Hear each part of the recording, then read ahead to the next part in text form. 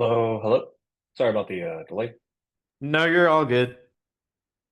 The As soon as I was logging in, it told me I had to download and install the new Zoom update. It did the same thing to me today. So yeah, um, yeah, fun times. How are things down in sunny Arizona? Well, it's sunny today. Yesterday and the day before it was raining from the hurricane like offshoot. Oh, uh, so you guys just got like the tail end, like you didn't get hit, or did you get hit by a hurricane? I'm not gonna lie, I No, haven't no, paid. it was just like a bunch of rain. It wasn't even like that bad. Like I'm from the East Coast where you get like the hurricanes and yeah. Oh yeah, yeah, same. East Coast hurricanes, not fun to deal with. But that's good to hear that you guys are all right down there. Um, How are things up there? just good. It's sunny and 55 degrees. It's perfect in my opinion. Um, Took my kid to school this morning and there was frost on the ground because it was like 45 degrees and I could see all the mountaintops and see the ocean and everything. And I was not I was not upset with life. I think is the best way to put it. But I know that's to each their own. Some folks don't like that type of weather. I don't anymore. No, no. You're a fan of this of the southeast weather, or more particularly with the way of how heat works, I guess, with where you guys are at. Yeah, I mean, right today is like 80 degrees, perfect day. Not too warm, not too cold. That's I'm the kind of to each their own, and if that's what makes you happy, that's what makes you happy, and I'm all here for it. But I am one of those people that I have the season has to fit like the typical whatever it is that people think it's supposed to look like. Like I can't have a warm summer or a warm winter. Um, I think it was about 15 years ago. Yeah, about 15, maybe a little bit more than 15 years ago. I was in Peoria for Thanksgiving, and it was so weird to see people going outside swimming and stuff in November. And I was just like, this is not, I can't do this. I can't do it. Um, and then there was a short stint of my life where I lived in Glendale um, over a summer for work, for just random work and everything a long time ago when I was a teenager. And nope, did not like that as well. That was too hot. That's fair. Summer is nice. Yeah, summers where you guys are at is like what people account like winters for us in Western Washington because it's just dark and rainy through the months of like I would say the end of November to like the end of January. It's gonna be probably dark and gray 3 weeks out of the month. And it's hard for some people. I know it is. So yeah, but then we get summers, and I'm not gonna lie, summers are beautiful and perfect up here. It's 75, between 75 and 85 degrees and sunny from 5 o'clock in the morning until about 11 o'clock at night. Yeah, that's perfect. Yeah, that's our summers. I always tell people our summers are they're short but long because summer doesn't start until the till July 4th. Um, it's always over July 4th week. The week of July 4th, the weather just pivots and changes. And it's like that until about the first week, second week of September. This year was actually hotter a little longer. But yeah, it's uh it's pretty awesome. And then it starts to set in the fall and I love the falls up here too. I think oh somebody posted in a comment. What is it about? Yeah, and we had a nor'easter, however you spell it in up here on the East Coast. Yeah. I feel like folks think that like the Northeast is where it's at for the fall, and I'm here to say teach their own, but I disagree. Oh, Mark, where are you at? Are you in Virginia?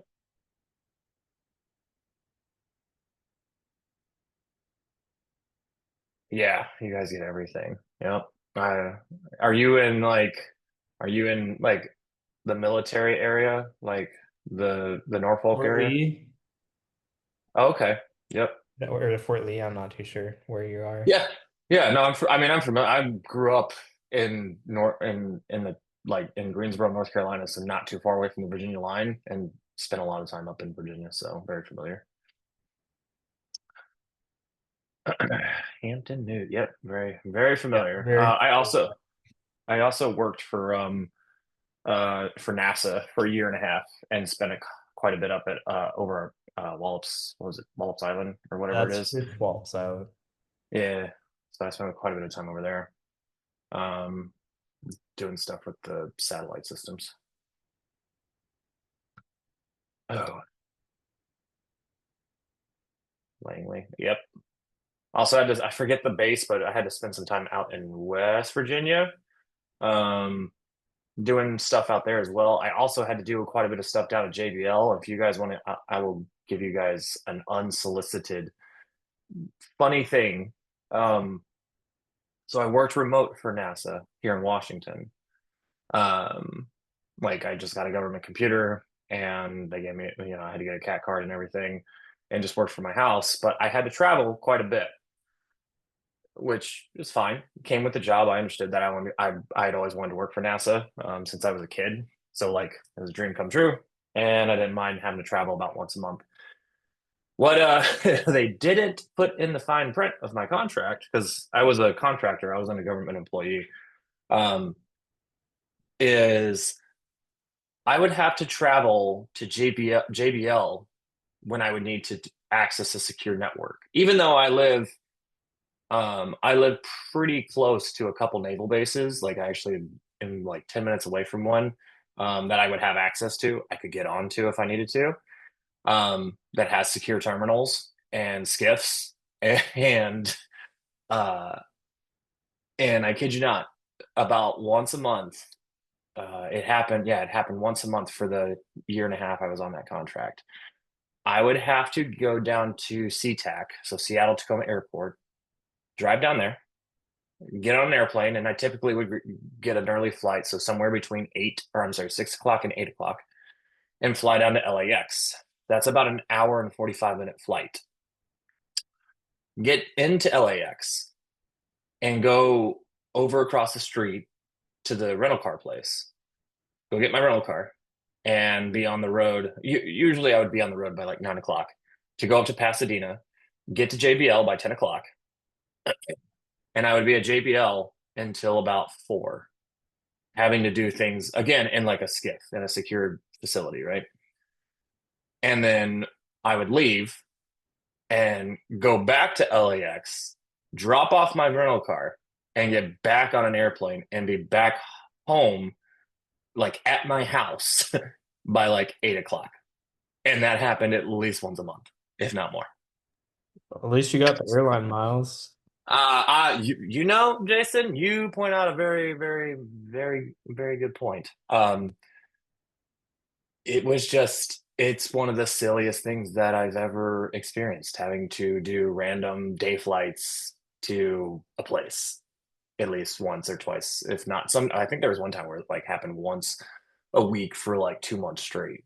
Like I was just gone on like I think it was always like a Friday or something. I just had to go down to JBL. So random fun stuff. So yeah, NASA was an interesting place to work, that's for sure. Okay. I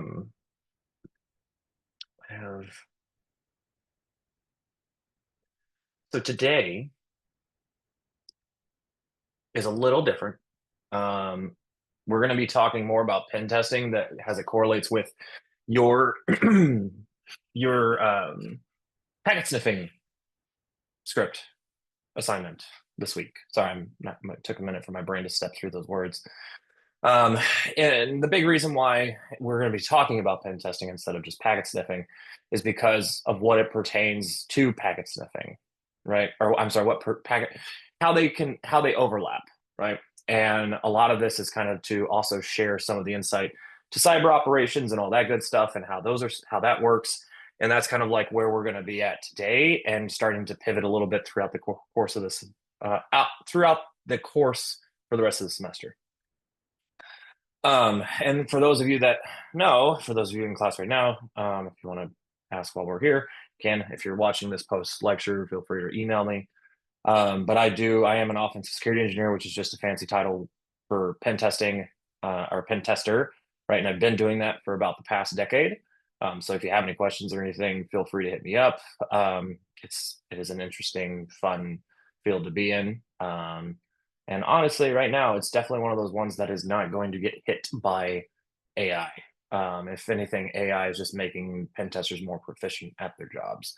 Like I call I call ChatGPT like my hacker's little helper because it allows me to write up scripts to something within a matter of, a few minutes to create a skeleton and mimic and then alter it to fit something that I need to do rather than having to go through and code something for like 30 minutes to a couple hours to figure out how I can make it work with something. So also it helps me build up C2 infrastructure super quick if I need to do something. So anywho, so the ultimate goal of pen testing is there's a lot of words on here.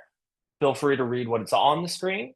I'm not going to say it verbatim, but I am going to connect the dots with other verbiage just because I want to provide real world examples and how it is treated as such in the real world right now. And this is going to come both from a DoD government standpoint and a private sector and a public sector. I've done anything and everything in between. I'm not trying to gloat or anything, just telling you it's coming from all ends of the spectrum here. Okay. Um, the big thing about pen testing is making systems, resources, applications, people, and processes better than they were before. And we do that by inspecting, auditing, assessing, and hacking and exploiting any kind of issues that we potentially discover within a person, process, procedure, application, and so on and so forth, right? It is the process of just making it better, not just hacking all the things and being like, ha ha ha ha, look at me. I did this. Your stuff's broke. Go fix it. It's not that at all. It is literally about making something better than it was before. Okay. And we do that by examining it and looking for flaws in code, in a network stack, in an application stack, in a way of how a person does something, right? It could be something as simple as, oh, there's an outdated Java library in your web application. Is it bad? Not necessarily. It could be bad down the road, but hey, why do you have 3-year-old Java libraries in your web application? What's your processes and procedures for updating those because they're not currently up to date? And what are the things and the issues that you encounter trying to do that? Is it from the top down? Is it just the actual engineer, or is it because of the application can't work with it? Right. So it's important to understand whatever it is that your target is, understand it from every end of the spectrum and understand how it needs to be assessed and how it needs to be made better. Right. It's really just the don't leave any, one stone unturned or, whatever it is that the Romans say. Basic tenets, like kind of like just like basically what you're supposed to do and not do. The big thing is don't do anything without a rules of engagement, which is basically a list of things that you are allowed to do. Don't do anything without that being signed by both parties. Do not ever share information about a client with others. Do not ever do that. Do not ever hack anything that's outside of the realm of what you're supposed to hack, which will be in the SLA and the ROE. Do not abuse anything that you're not supposed to. Like a lot of times, social engineering is not part of a pen test. And if you start interacting with clients and users has trying to be one of them, you're gonna get caught up. That's a pretty common thing that happens.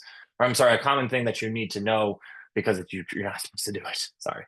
Um, those are basically the big things. Make sure you have authorization and don't mess with other people's stuff. And don't mess with things you're not supposed to.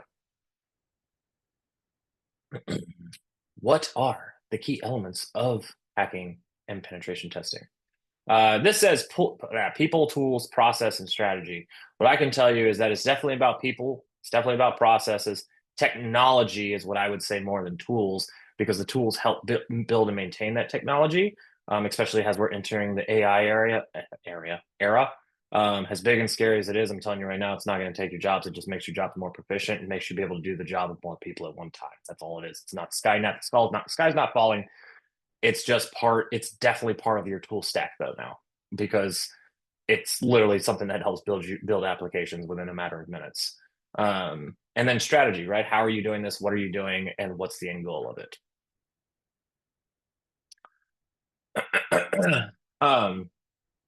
So something else that we need to think about when we're attacking, when we're creating these attack plans or attack paths and attack plans, or if it's just like a simple pen test. A pen test doesn't have to be something where you're like, all right, we're going to go in here and we're going to mimic scattered spider or Russian bear or anything. Like we're just going to go in here and literally do an audit style pen test where you just go in with credentials and you figure out what's wrong with the individual system and how it can break and how it can do things that it can't do. Right. And sometimes it's simple as a misuse where it's like, hey, did you know that this user accidentally can do this to another user? Oh no, I didn't do that. Let me actually go click a button that prevents that. And it's that easy. It doesn't have to be something where it's like, oh, I have to go rewrite like 2,000 lines of code. So, active cyber defense is a big thing that we have to think about. Okay, you have your incident response, your threat intel. Those are gonna be two big things. Okay, you see asset identification, network security monitoring. That is just a big fancy slogan for saying asset management. And that's what's encompassed in that. Okay, threat identification and manipulation and threat intelligence. This is all like one thing. Okay. But asset mapping, also known as asset inventory, is understanding how your systems work, how your applications work, and the behavior amongst them. You have to understand what the heuristic behavior is, because if you don't, you're not going to actually know what's benign if something happens. Okay. And you can't just rely on the tools that are in there. You have to be able to be on top of your game. Notice how I say that. You can be like, man, that sounds taxing. Yes, it is a lot of work. Welcome to cybersecurity. Enjoy your stay here. But there's a lot of cool things about it, right? You get to continuously learn new things. You get to continuously implement new things. It is literally a rinse, lather, repeat of learn, engage, implement, learn, engage, implement, learn, engage, implement. Okay. That NIST. I'm going to assume that everyone knows what NIST is. It's a National Institute of Standards and Technology. That's where you can essentially use something as like a blueprint to figure out like how something works and how it needs to work within your environment so that you can have it securely set up, or at least at the very least have it compliant. And compliance, as we know, does not also mean secure. Okay. And when we implement these new standards or these new security controls into our assets, we need to make sure that we also pen test them, right? So it even says here, testing, validating, identifying, understanding any underlying vulnerabilities, weaknesses, and defects in your network systems, devices, and processes is a big part of network mapping. Also, again, you may hear it called asset management. Okay. It's a big thing of understanding, identifying it, and assessing, right? You have to be able to assess anything and everything on your network, because if you can't, it's going to fall to the wayside because people don't think about security. So it has to be a crucial part of your process. Another part, ACD, or my brain almost wanted to say ACDC. Now I'm going to have to go listen to Highway to Hell after this. Incident response, big portion where we have to understand what our assets, like if you don't understand your assets and you don't understand how they're supposed to work, you're not going to understand that benign behavior. And then your incident response process can't even take place, because how do you understand an incident if you don't even know what one would look like, right? And that also falls a lot in line with packet sniffing, by the way. And I don't mean like setting up snort or something on a network. I mean like having something like a huge network monitoring system within your network, right? Using something like CrowdStrike or using something like Splunk. Those are types of applications that you implement into your systems that then will deploy agents on all of your assets and make sure that they monitor any and all traffic coming to and from them. Okay. But understanding how those tools work is also important, because if you don't, then you're not going to know what's happening, right?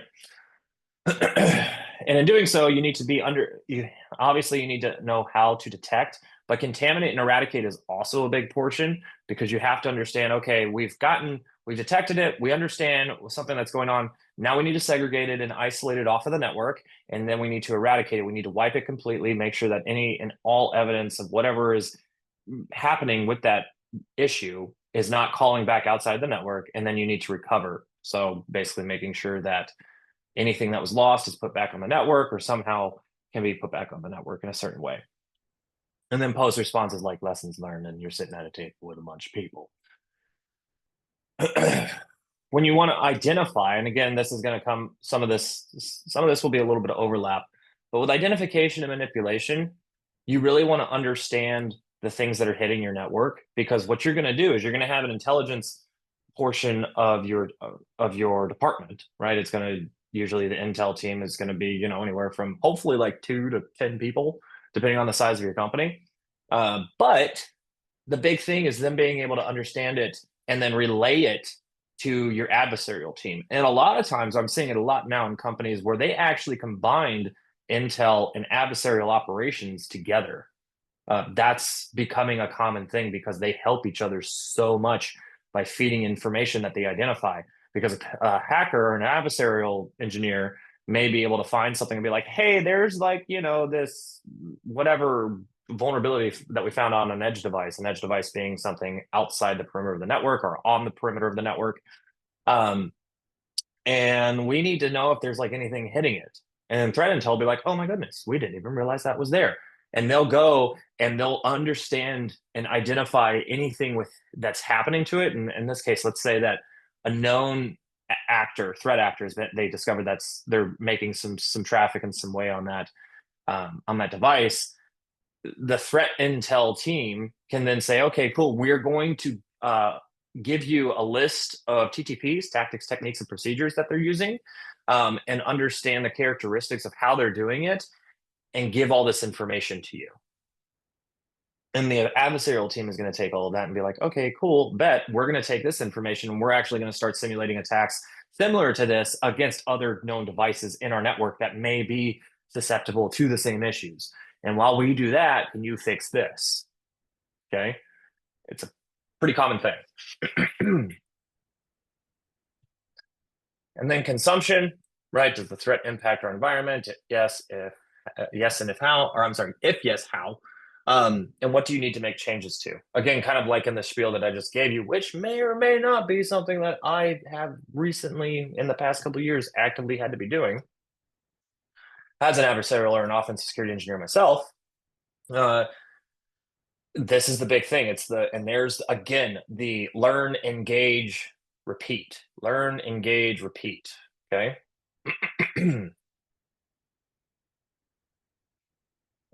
Or learn, engage, implement, repeat. Why is asset mapping vital? I think I kind of hammered this already, but again, just to make it pretty known, it's important because what you only know what you don't know, or you don't know what you know. Now, yeah, you know only what you don't know, and if you don't know what your assets are doing and what they look like, and I don't know, it can be something as simple as like, well, you don't even know the nomenclatures for some of your assets. Like it could be something as silly as that, and if it's like that, you're going to have a bad time. You have to be able to understand your network just like the back of your hand, right? Um, you have to know it like you know your family members. Like you're like, imagine being at the family barbecue and you're like, oh yeah, this uncle is like this, that aunt's like that, grandma's like that, right? You know that, right? Versus going to the family barbecue and you're like, oh, I don't actually know anybody, or I don't know how these people do it, how these people interact with each other, how I should be interacting with them. It's the same thing with this, where if you don't understand how to interact or how your assets work with each other, you're not going to understand the environment, just like you wouldn't understand the family barbecue. So,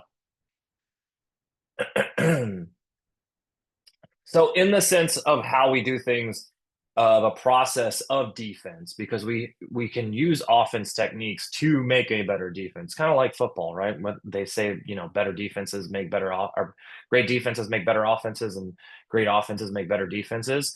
It's the same thing here. You have to be able to do things to challenge your defense, and your defense has to do things to challenge your offense. So we do that through a gamut of things. And as you can see here, you have vuln scanning, pen testing, red teaming, and cyber hunting. These are all different. And this is kind of in a way of how you can do it. I honestly would have cyber hunting in lieu, or I'm sorry, not in lieu, in tandem with all of these rather than being at the end. But it is still there. Okay. And notice how it even has like a little light bulb. It's like, oh, you could do this. But from a real world standpoint, it's like the cyber hunting is constant. So, basic steps of all this good stuff. You have the cyber kill chain. right? So you have recon, weaponization, delivery, exploitation, installation, command and control, and action. These are the ways of how we go about how we go about assessing a network or a gamut of applications or whatever it is. Okay, like it could, like literally the world's your oyster. It could be a subset of people, assets, networks, buildings, whatever. And I say buildings in like physical security standpoint sense, right? So recon is where you have to gather information, you enumerate information off of a host. That's think about that as like you're sitting outside of a building and you're drawing the building and you're taking note of where all the doors are, where all the windows are, uh, who's coming in and out of the doors, what times are they coming out of the doors. Is there a certain specific time that's more important people are coming through, like VIPs, like C-level employees and executives and things like that. With networks, you want to make sure that you understand, again, the asset mapping of it. You need to know where things are, how they work. Okay. And you're doing this from a standpoint of gathering up as much information as you can. Think about it in the sense of if somebody gave you like I don't know, like we all did scavenger hunts as kids, right?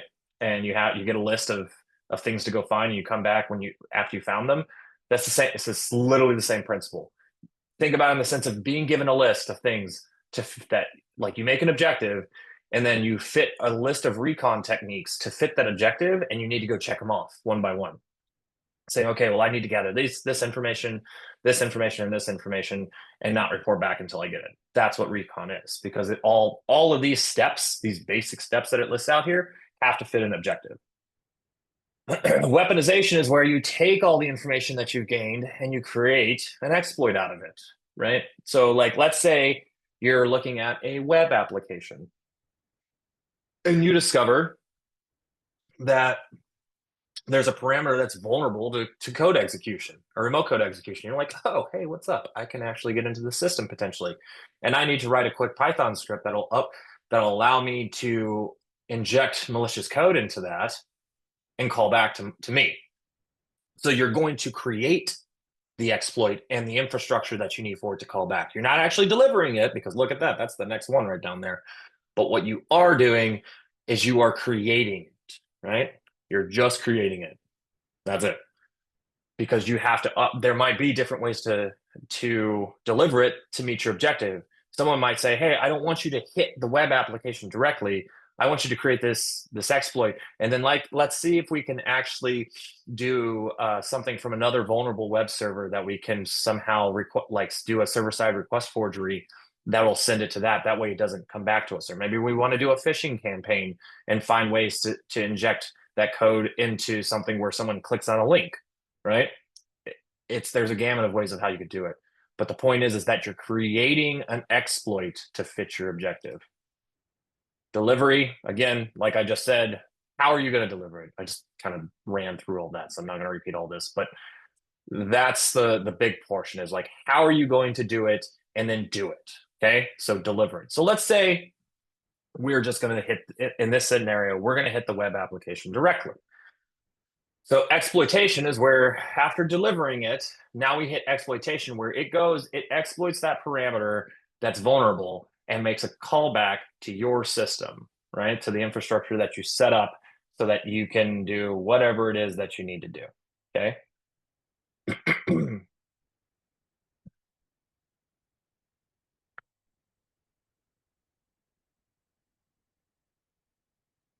Installation, that's where you essentially are taking, let's stay on target for this. You exploit the parameter within that host, and then you're able to exploit it. And now you need to install something like a backdoor. And a backdoor can be literally like, oh, I knew it was a Linux operating system that was running a vulnerable application, or it had a misconfigured SUID bit. And now what I'm going to do is actually just create a new account. That's literally a backdoor. That's literally installing something on the system and creating something, because it is putting something on that system that was not there before and allowing you access to it. Once you do that, you have command and control, and you can actually you can establish multiple connections if you need to, or do whatever it is that you're supposed to. But in this typical case, it's where you're actually making it to where you can install multiple connections to and from that system. And after that, you take on your action items. And in this case, you might be thinking too, like, well, John, like this is all like seems like nefarious and evil. Yes, but also no, because this is also could be an authorized pen tester red teaming engagement where you were supposed to do stuff like this, right? Because you have to remember the good guys have to act just like the bad guys because the job of the bad or the good guys is to do this stuff and alert everyone before the bad guys do it. And the way of how you build a secure and mature security program is by doing things in step. And what I mean by that is you don't actually do everything all at once. You don't do things ad hoc because you're like, this makes me feel good, or I like this. I like these buzzwords. You do it in a process that is going to, one, be the most beneficial for your wallet and also beneficial for your systems and also beneficial for your people, but also something that's going to be beneficial to the longevity of your company, security programs, whatever it is that you're doing. Okay. So you'll see step 1, 2, and 3 here. Okay. Red teaming, going front to back, red teaming, pen testing, vuln scanning.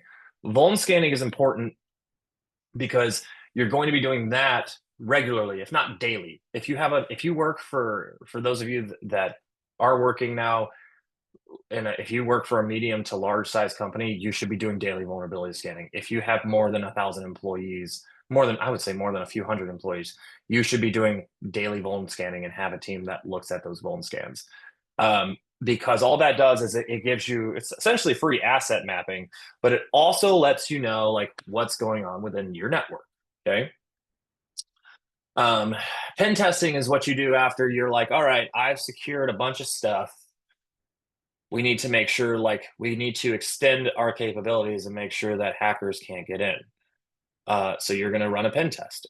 That's what it's going to do. It's literally going to look at vulnerabilities that you may or may not have seen before off your vuln scans and it's going to you're going to have pen testers come in and actively exploit them. And you're going to do that for a while. And that could be months, sometimes years. And once you've done that to the point where like, you're like, all right, pen testers aren't really coming up with anything anymore. Now you get a group of red teamers to come in and do a sophisticated attack. And those are the people that are going to be like, all right, cool. Like, can I talk to your intel guys? What are the TTPs that you're seeing? And they're going to bring in all that stuff. And they're going to come in and essentially emulate an actual adversary, such as like Scattered Spire, Russian Bearer, like, whoever it is that's targeting.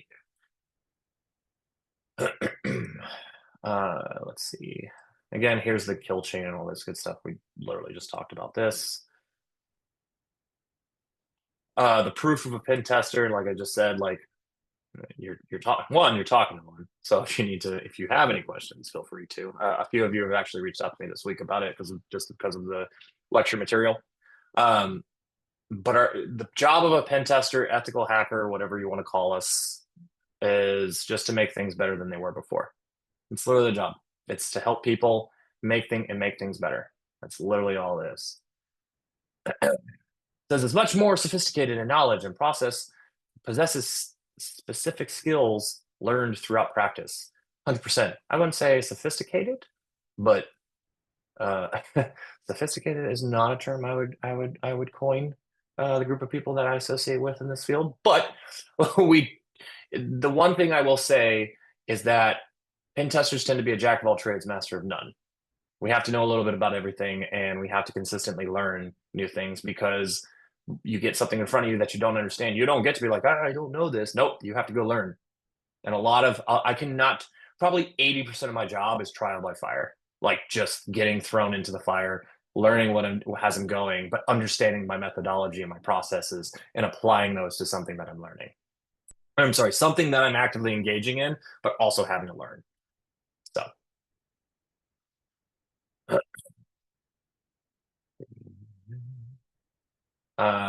With tools, there's a lot of different tools that we use. I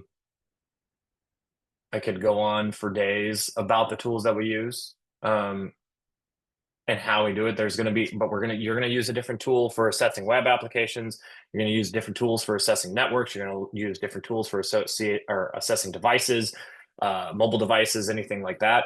Like there's gonna be a lot of different things that you're gonna be doing, like a lot. So just keep that in mind. That there's just so many tools.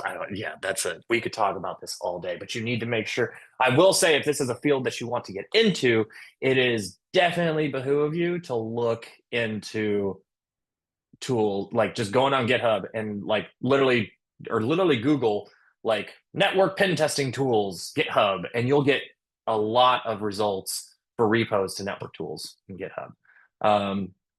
And do that with any application. Okay.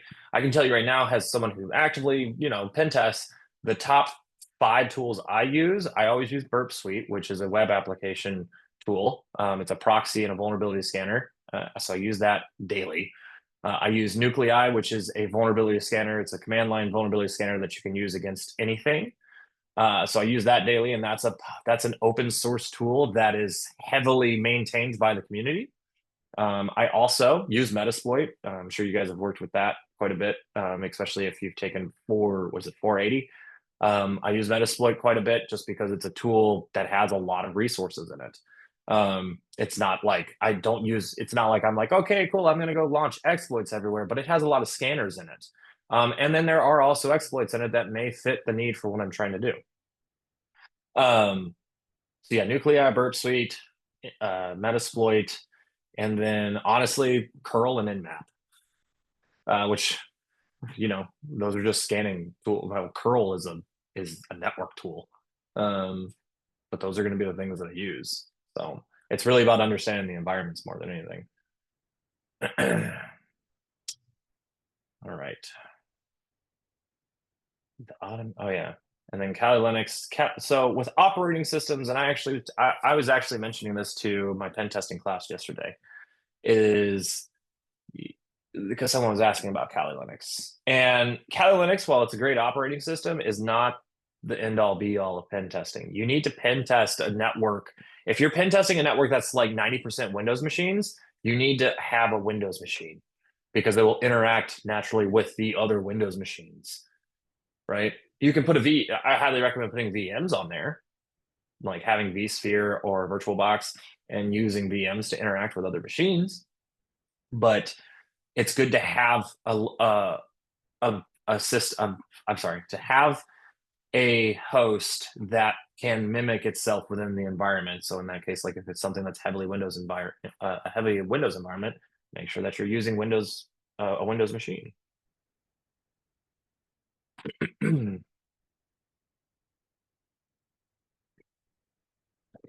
All right.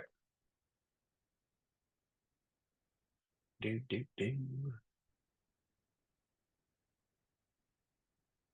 And so with this week's script, it's pretty much already done for you. So what you'll do is you'll go into this week's content, and you'll go and you'll pull up the Sniffer starter script. Okay, so go download that, put it into your IDE, and let me pull that up.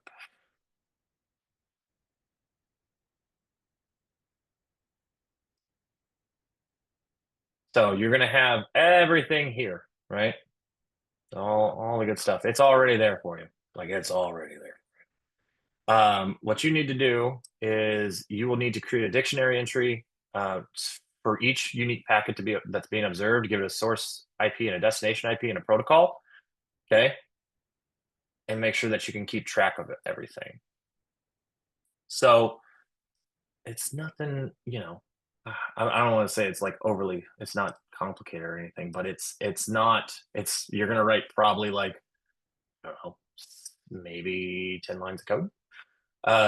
So you'll need to actually, you already have your pretty table being printed out here. Yeah, so you'll need to do, it doesn't actually, you're supposed to have a for statement here because if it's printing out this, because you'll need to add rows. Yeah. Okay. So,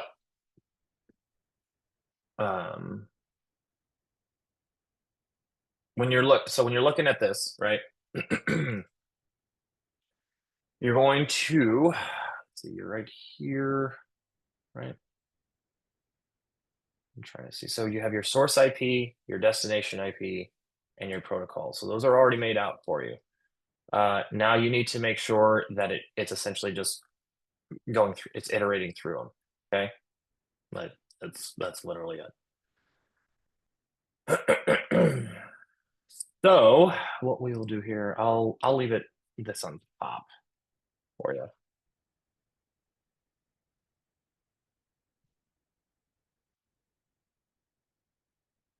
All right, there you go. Sorry about that. All right, so what you're gonna do, you're gonna do try, and we're gonna make something, or sorry, we're gonna do capture dictionary because that's what it's using to capture all the information, and it should be, here it is, right? Here's your empty dictionary, so it's storing them. It's already storing them, and so what you're gonna do is you're gonna do IP object dot source. Is it source address? There we go. And then IP object destination, or BST. Oops. Okay. Destination address. And then protocol name. And you're going to iterate through that. So guess what you do? You just do per plus equals 1.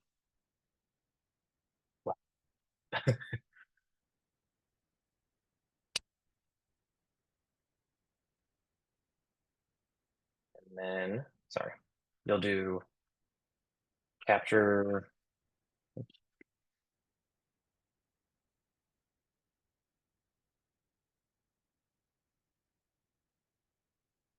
And then we'll actually, if you look at this, because we can work smarter, not harder, you can just copy this because you're going to keep going.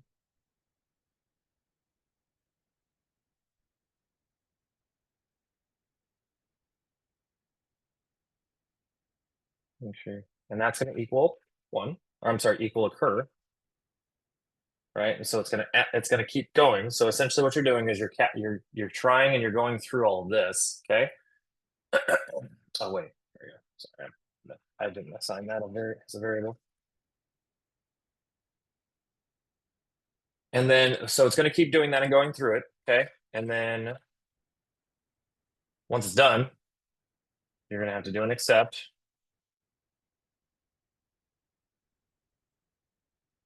And we'll go ahead and we're going to copy this.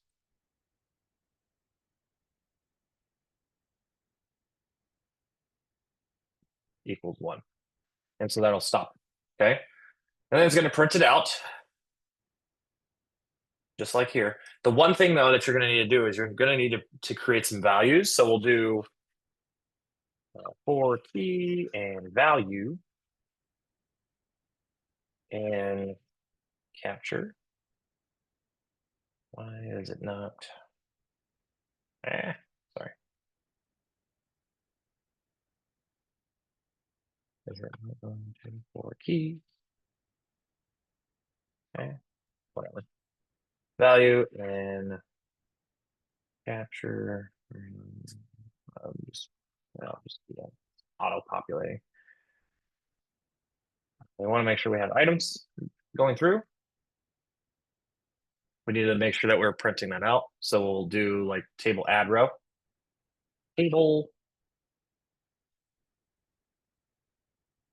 add row. And then you'll do your value and keys.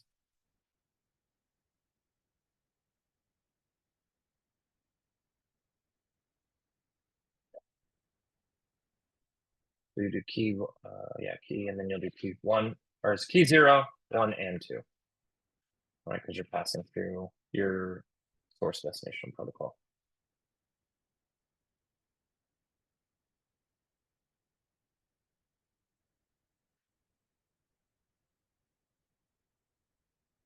I'm missing one there. Oh yeah, I see where I'm missing it.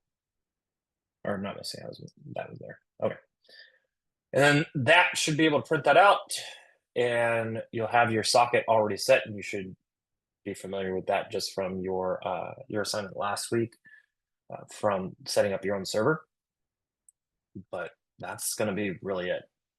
So this is going to go through and sniff all your packets. Okay. As you can see here, IP object was the header, right, of what's being passed through. And then it's going to go through, print out the sort. It's going to take that header, which is going to have this information, and it's going to print it out for you. Hence why you have this stuff here. And then all we're doing is we're just capturing it, iterating through it until it's done. And that's what we did here. And so with your script, just make sure that you do it within the VLE, because that's gonna, if you have some trouble with the VLE, do it in your own environment, but I would just highly recommend trying it in the VLE because there's already going to be like some clatter, chatter traffic in there too. And then let me double check really quick.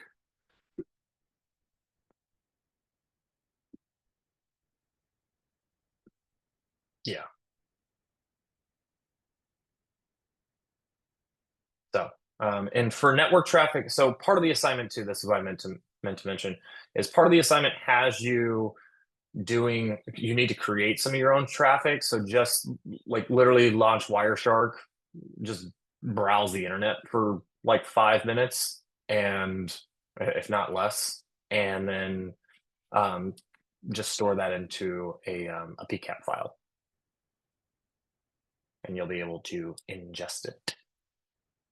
So make sure you do. You do have to provide it. It's your own information. So like, and again, not your own like personal information, just like doing things, right? So, but yeah, so that's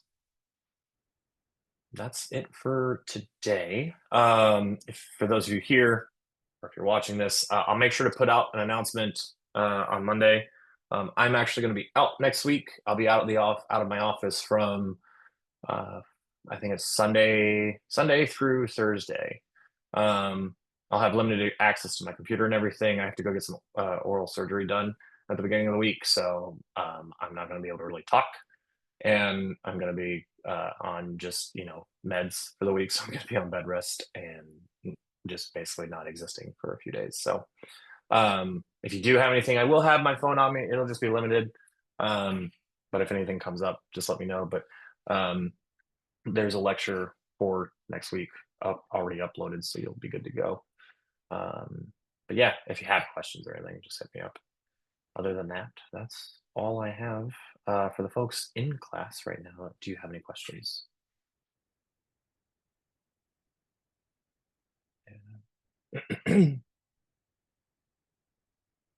All right.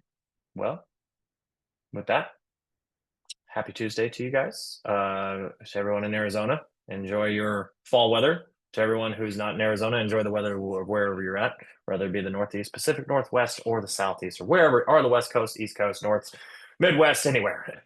If you need me, please feel free to send me an email. And just, yeah, again, I'll make sure to put out a notice next week. Just give you guys a heads up again. Emailing will be sporadic if you're trying to get a hold of me for a few days. But yeah, other than that, happy coding, happy hacking, and you guys have a great week. Okay, thank you. Good luck on your surgery. Oh, awesome. I appreciate it, Jason.